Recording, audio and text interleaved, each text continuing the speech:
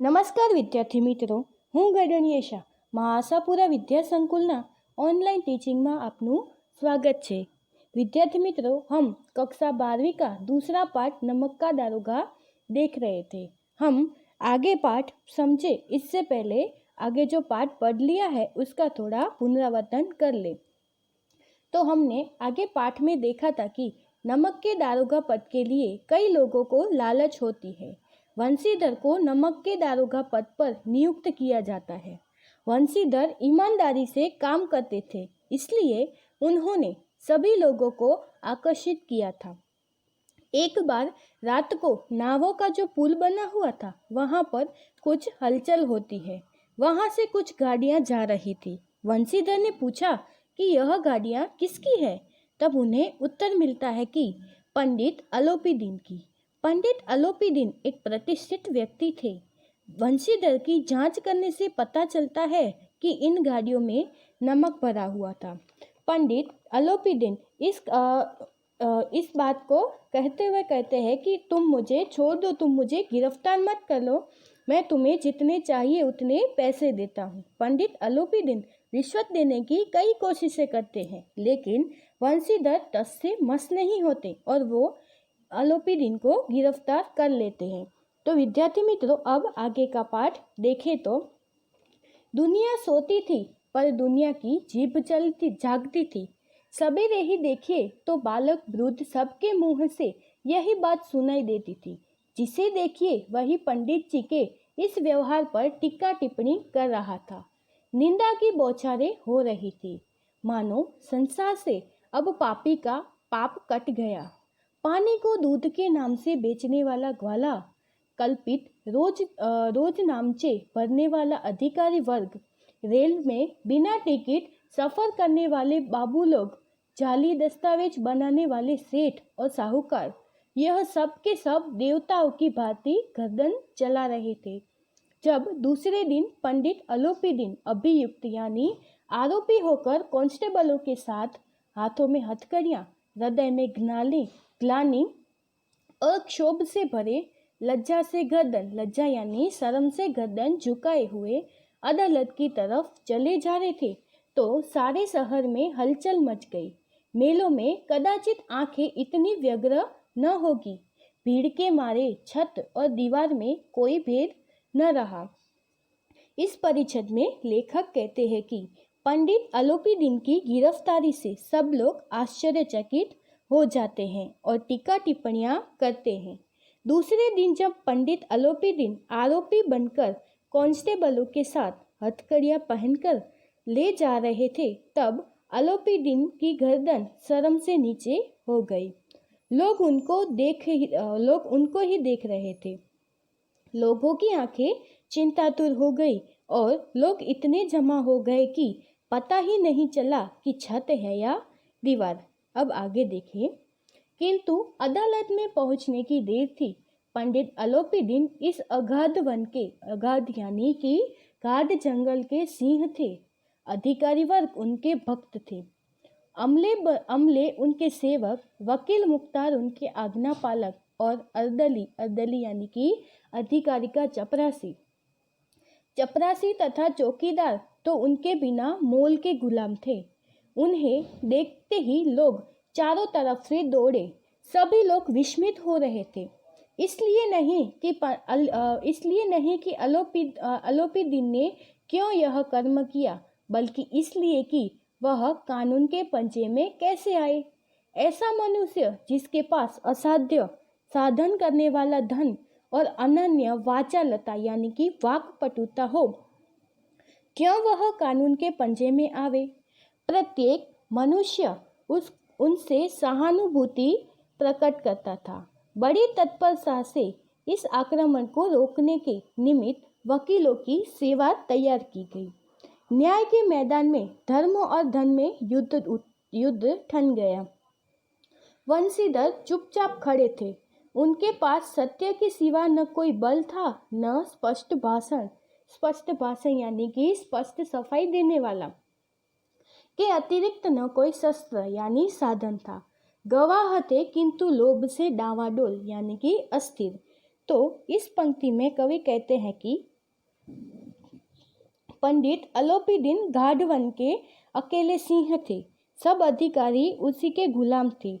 सब लोग आश्चर्यचकित हो जाते हैं क्योंकि वो सोचते थे कि यह चालाक आदमी आखिर कानून के हाथ में कैसे आया। सब लोग उसके प्रति सहानुभूति दिखा रहे थे। न्याय के इस मैदान में धन और धर्म के विरुद्ध युद्ध छिड़ा हुआ था। वंशीधर चुपचाप खड़े थे। उसके पास सत्य के सिवा कुछ न था। उनके पास एक गवाह था, लेकिन वो भी ऐसा था कि पता नहीं कब बदल जाए। अब आगे देखें तो यहाँ तक कि वंशीधर को न्याय भी अपनी ओर से कुछ खींचा हुआ दिख पड़ता था। वह न्याय का दरबार था, परंतु उसके कर्मचारी पर पक्षपात का नशा छाया हुआ था। किंतु पक्षपात और न्याय का क्या मेल? जहाँ पक्षपात हो वहाँ न्याय की कल्पना भी नहीं की जा सकती। मुकदमा शीघ्र ही समाप्त हो गया। डिप्टी मजिस्ट्रेट ने अपनी तजवीज यानी फैसले में लिखा, पंडित अलोपीदीन के विरुद्ध दिए गए प्रमाण निराधार यानी निर्मूल यानी निराधार और भ्रमात्मक यानी भ्रम पैदा करने वाले हैं। वह एक बड़े भारी आदमी है। यह बात कल्पना से बाहर है कि उन्होंने थोड़े लाभ के लिए ऐसा दुस्साहस किया हो।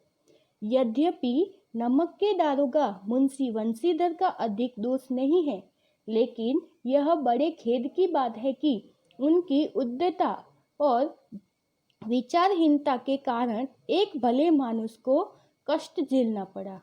हम प्रसन्न है कि वह अपने काम में सजग और सचेत रहता है, किंतु नमक के महकमे की बढ़ी हुई नमक हलाली यानी स्वामी भक्ति ने उसके विवेक और बुद्धि को भ्रष्ट कर दिया।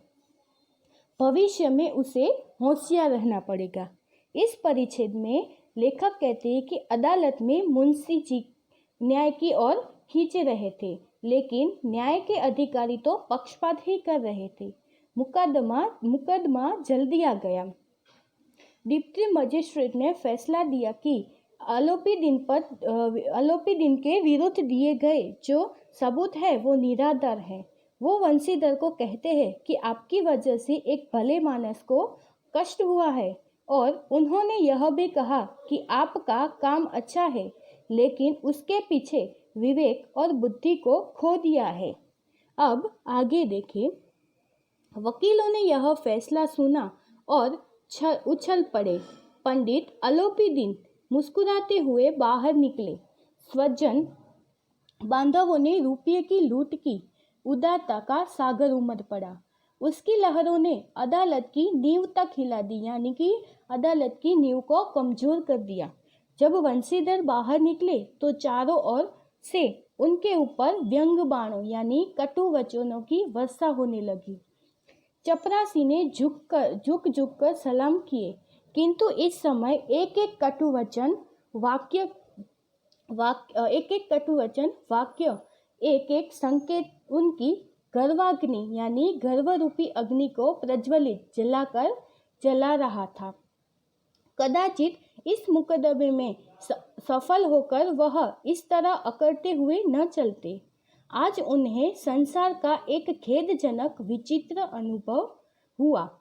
न्याय और विद्वता, लंबी चौड़ी उपाधियां यानी डिग्रियां, बड़ी बड़ी दाढ़ियां और ढीले चोगे एक भी सच्चे आदर के पात्र नहीं है। यहाँ पर कहते हैं कि फैसला अलोपीदीन की ओर से आता है। बाहर सब लोग खुश हो जाते हैं। वंशीधर जब बाहर आते हैं तो सब लोग उन्हें भला बुरा सुना रहे हैं। वो यह विचार करते हैं कि अगर मैं मुकदमे में सफल हो जाता तो इतना तो अकड़ के नहीं चलता।